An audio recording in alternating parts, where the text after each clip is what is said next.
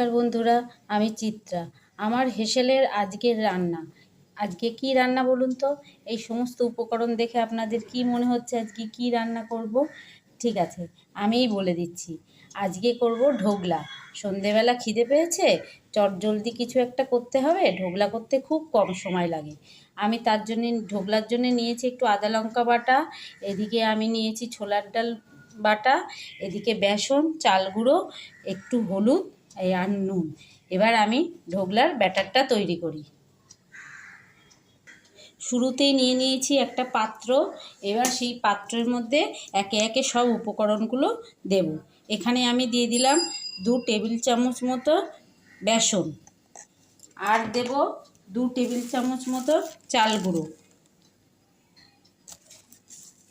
আর দেব ওই যে ছোলার ডালটা বেটে রেখেছিলাম সেই ছোলার ডাল বাটাটা দিয়ে দিলাম, আর দেব ওই যে আদা লঙ্কা বেটে রেখেছিলাম সেই আদা লঙ্কা বাটাটাও আমি দিয়ে দিলাম। আপনারা যদি মনে করেন যে চাল গুঁড়ো দেবেন না, শুধু বেসন দিয়ে করবেন, তাহলে সেটা শুধু বেসন দিয়েও করা যাবে। সেই ক্ষেত্রে আপনার চাল গুঁড়ো আর এই ছোলার ডাল বাটাটা লাগবে না, কিন্তু বাকি সব উপকরণ লাগবে, আদা বাটা আর বেসন। আর দিয়ে দিলাম সামান্য পরিমাণ লবণ, আর দেব একটু হলুদ, একদম অল্প হলুদ। এবার এইটাকে সামান্য একটু জল দিয়ে ভালো করে ফেটাতে হবে। ব্যাটারটাকে 5 মিনিট ধরে ভালো করে ফেটিয়ে নিয়েছি। এবার এর মধ্যে দেব আমি একটু খাবার সোডা, একদম অল্প এইটুকু খাবার সোডা দিলাম, দিয়ে আবার আমি 2-4 মিনিট ভালো করে এইভাবে ফেটিয়ে নেব। ব্যাটারটাকে ভালো করে ফেটানো হয়ে গেছে। এবার আমি ভাপাতে বসাবো। ভাপানোর জন্য আমি এরকম একটা বাটি নিয়ে নিয়েছি। এই বাটিটার গায়ে ভালো করে ভেতর পোর্শনটায় ভালো করে রিফাইন তেল এইভাবে মাখিয়ে নিলাম। আর ওদিকে আমি যে পাত্রে ভাপাতে বসাবো আমি কড়া গ্যাসে বসিয়ে দিয়েছি। এইভাবে ভালো করে তেলটা মাখিয়ে নিতে হবে। আর এদিকে আমি কড়াতে জল দিয়ে জলটা গরম করতে বসিয়ে দিয়েছি। এবার ওই বাটিটার মধ্যে ব্যাটারটাকে ঢেলে দেবো। বাটিটার মধ্যে আমি ব্যাটারটাকে এইভাবে আস্তে আস্তে ঢেলে দেবো। ওদিকে জলটাও গরম হয়ে গেছে। আমি এবার ব্যাটারটা ওই বাটিটার ভেতর করে ওখানে বসিয়ে দেবো কড়াতে। এইভাবে একটুখানি ঠুকে সেট করে নিই। এদিকে জলটাও ফুটে গেছে, আমি স্ট্যান্ডটাও দিয়ে দিয়েছি। এবার আমি বাটিটা এর ওপর এইভাবে বসিয়ে দিলাম, আর আমি এই বাটিটার ওপর একটা ঢাকা দিয়ে দিলাম। এবার কড়াটার উপর আমি একটা ঢাকা দিয়ে দেবো। আমি কড়াটার ওপর এরকম একটা ঢাকা দিয়ে দিলাম। এবার এটা প্রথমে 10 মিনিট জোরে আঁচে থাকুক, তারপরে আমি একদম কম আঁচে আরও 5 মিনিট, মোট 15 মিনিট আমি ভাপাতে দেব। মোট 15 মিনিট হয়ে গেছে। আর একটু জলটাও খেয়াল রাখতে হবে যেন জলটা না শুকিয়ে যায়। এবার আমি ঢাকাটা খুলে আপনাদেরকে দেখাচ্ছি।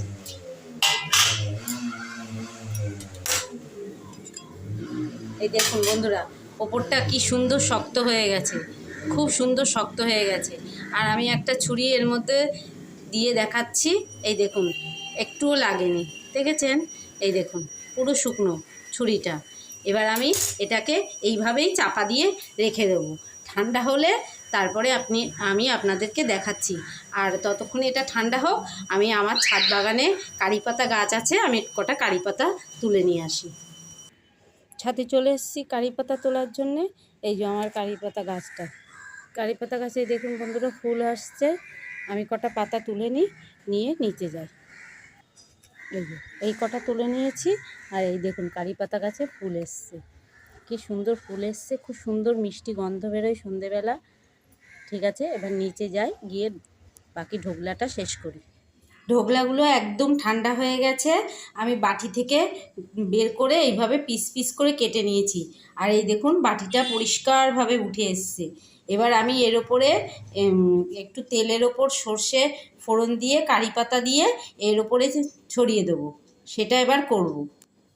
আমি কড়া বসিয়ে দিয়েছি, কড়াতে একটুখানি রিফাইন তেল দিয়ে দিলাম।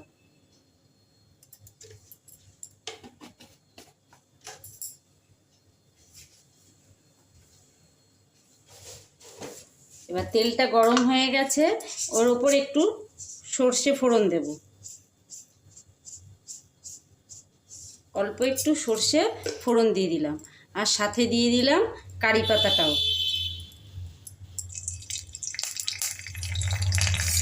এবার এটা একটু ভাজা ভাজা করে নিই, নিয়ে এর মধ্যে জল দিয়ে দেবো।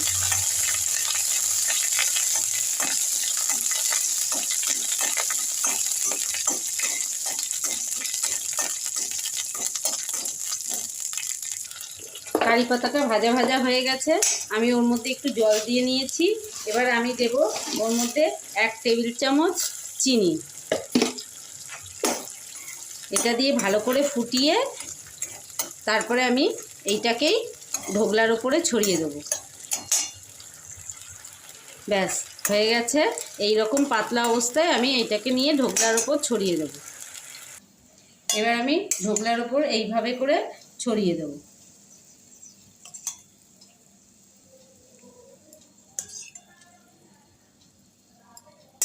খেতে দারুণ লাগে, আপনারা একদিন বাড়িতে এইভাবে তৈরি করে খাবেন, ঘরেতে ঢোকলা তৈরি করে। আর এই আমি যেভাবে করলাম সেইভাবেই তৈরি করে খাবেন, আর আমাকে কমেন্টে জানাবেন যে এই ঘরে তৈরি করা ঢোকলা কেমন হয়েছে। ঠিক আছে, আমার এই রান্না যদি আপনাদের ভালো লেগে থাকে তাহলে অবশ্যই আমার রান্নাগুলো তৈরি করে খাবেন, আর আমাকে কমেন্টে জানাবেন কেমন হয়েছে। দেখা হচ্ছে অন্য কোনো রান্নার সাথে। ভালো থাকবেন, সুস্থ থাকবেন, আর অবশ্যই আনন্দে থাকবেন। দেখুন ঢোকলাগুলো কি সুন্দর নরম হয়েছে, খুব সুন্দর নরম হয়েছে।